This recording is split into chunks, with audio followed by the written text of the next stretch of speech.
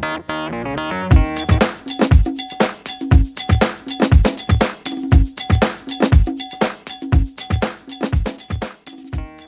want to do a review of these different vegan diets that I followed though, and I know some of you guys have asked about that and asked which ones I preferred, which ones I thought was best for performance, which ones I got the best gains on, and that kind of thing. And I wanted to give that to you guys. I'll put some links in the description box below of these different diets. I'm going to do 3 today. One is the 80-10-10 diet by Douglas Graham. That was the first real vegan eating program that I jumped on. I was kind of like a vegetarian for a little while in 2011. Towards the end of 2011, I discovered John McDougall, and I didn't actually follow the McDougall program though. I just got familiar enough with his lectures and that kind of thing that I started integrating some of his ideas and concepts about eating, about high carbohydrate intake, and I was very influenced by that, enjoyed that. And so I hopped on the 80-10-10 diet by Douglas Graham, and wasn't counting calories. So when I first did that, I was not lifting weights or anything like that at the time, and I was doing like calisthenics. I was running 5Ks and just doing that kind of thing, just general fitness. Just wanted to be kind of in shape. And in general, the 80-10-10 diet was the most expensive diet. That was actually one of the biggest factors of why I discontinued following it at one point. I did enjoy it. I would go to the store at first, and there's a learning curve with it. I would go and just walk into the store and walk around and look at all these different fruits and get things. I didn't know what to eat. I ended up eating like this 1,500 calorie a day diet, not by choice or not on purpose or anything like that because I was trying to lose weight. I just did it because I didn't know how much I was eating. I didn't really track or really think about any of that kind of thing. Wasn't concerned with it. And I lost a lot of weight real quick. And I was just eating until I was kind of full. My stomach volume, my stomach capacity wasn't very large because I was used to eating, like oils and fried foods, or, I mean, I was eating, up to that point, I'd been eating like, even as a vegetarian, I started eating like eggs and stuff like that. Things were very calorie dense, things that I could add a lot of fat into and eat a very small amount of food and eat a lot of calories. So switching to something where you're eating like all these really caloric or really nutrient dense foods that are very kind of relatively low in calories, it was very difficult to eat that much food. Along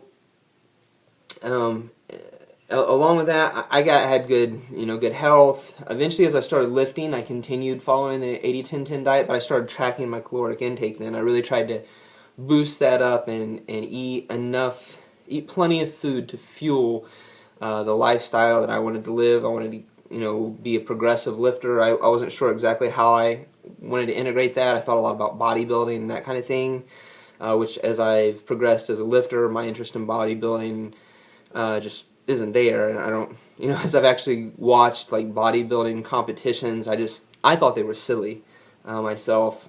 So I really wanted to be like a real athlete. I mean, I want to look good like, many bodybuilders do, but most people aren't looking at like bodybuilders in competition, shape and thinking, wow, they look good. Usually they look more at like those bodybuilders when they're a little bit fatter. When they're more like at 12% body fat, like they have abs and that kind of thing, and muscular definition, but they don't want to see the striations in their glutes, like I mentioned before. So with 80-10-10, I followed that for a while. I made gains on that. I progressed on it. I didn't eat a lot of protein. I didn't really need to. As long as my calories met were enough, more than my maintenance calories, more than what it took to sustain my weight at a given, wherever it was at that time, or more, then I progressed. I grew muscle. I did just fine. I got stronger, and as a relationship, either when you get stronger, it's either because you've grown muscle, or getting stronger promotes muscle growth. One way or the other, they both kind of work hand in hand there. All right, the next one is This is in no particular order now, but eventually I did move on to the Starch Solution. Again, I'll put a description link in the description box below where there's actually some free like 12-day eating programs that they had, and that's kind of what I followed. I did get the Starch Solution, the book, from my public library, and it had some eating like plans, I think, in there. But just for those of you who like the internet, like myself, then kind of having that on my phone or something, like the website pulled open, and just looking for the recipe ideas and what they recommend. And I just modified those to fit my calorie needs, was really all I did. I know that John McDougall's wife, I think her name's Mary, I can't recall right offhand. You big McDougall fans probably know right away what her name is, but she wrote most of the recipe plans based off John McDougall's recommendations for food, eating programs, and it is, I mean, it's a starch-based diet. You lots of potatoes, there's lots of beans,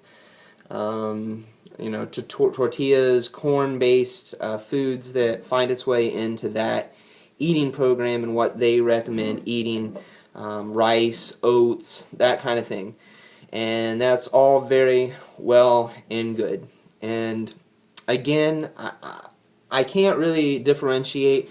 My performance on all of these diets has been more based around my overall caloric intake than it has my actual distribution of macronutrients. They've all followed similar macros. The Engine 2 diet was actually a little higher in protein based on the analyses that I ran on it, which I'll get to in a moment. But apart from that one factor, they all are very high carbohydrate vegan diets. Not that you have to follow a high carbohydrate diet as a vegan.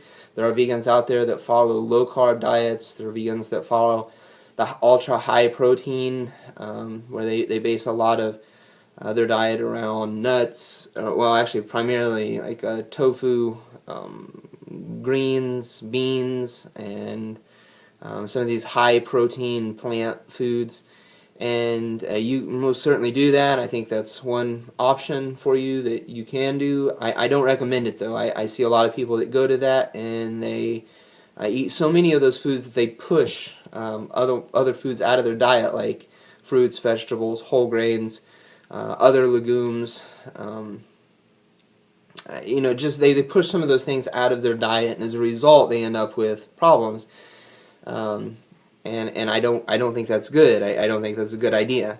I don't recommend that to anyone, and I've kind of noticed a trend that people that do that for any length of time end up having some health complications as a result of that pushing other things out of their diet. So.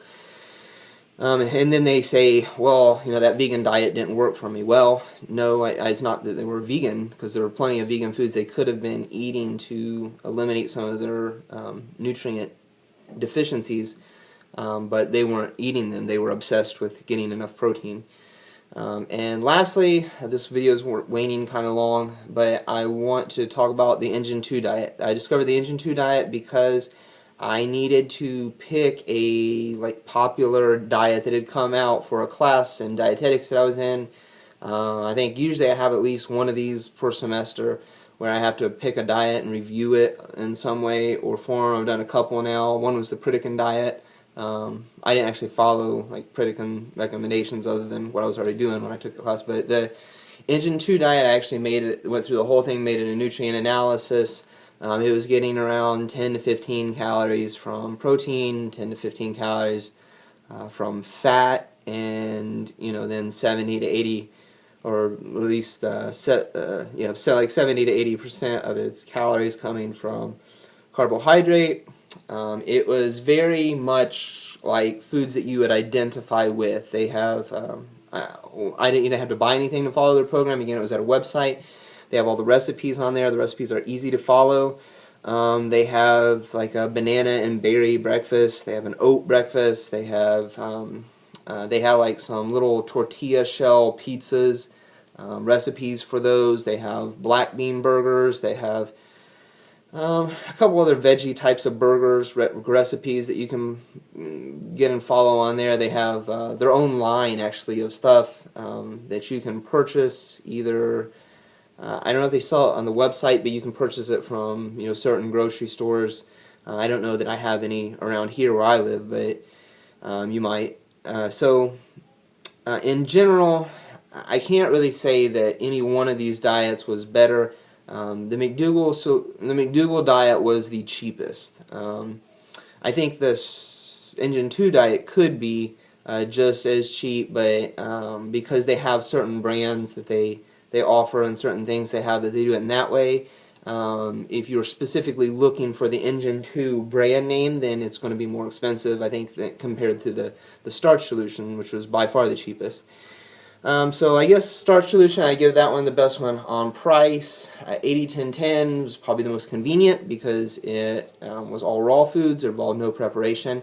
And the Engine 2 diet was probably the most accessible to people coming from a meat-based lifestyle because all the foods look like foods that they used to eat. So, and the recipes were all like 20 to 30 minutes for prep and cook time.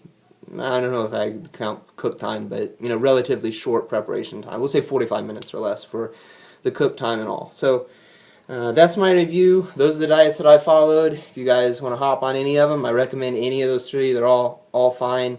I know some people have said that the 80-10-10 was difficult for them to build muscle. I would suggest that if you have a difficult time building muscle on that, then you're probably going to have a difficult time building muscle on any other diet as well. Maybe you might build muscle slower on that one in some circumstances, but bottom line is if you're not progressing on it, then you're probably not going to progress on another diet. So I would fix the programming and the lifting problems before I would start looking at the diet, and then if you think you can make better progress on another diet, and give it a shot and see what happens.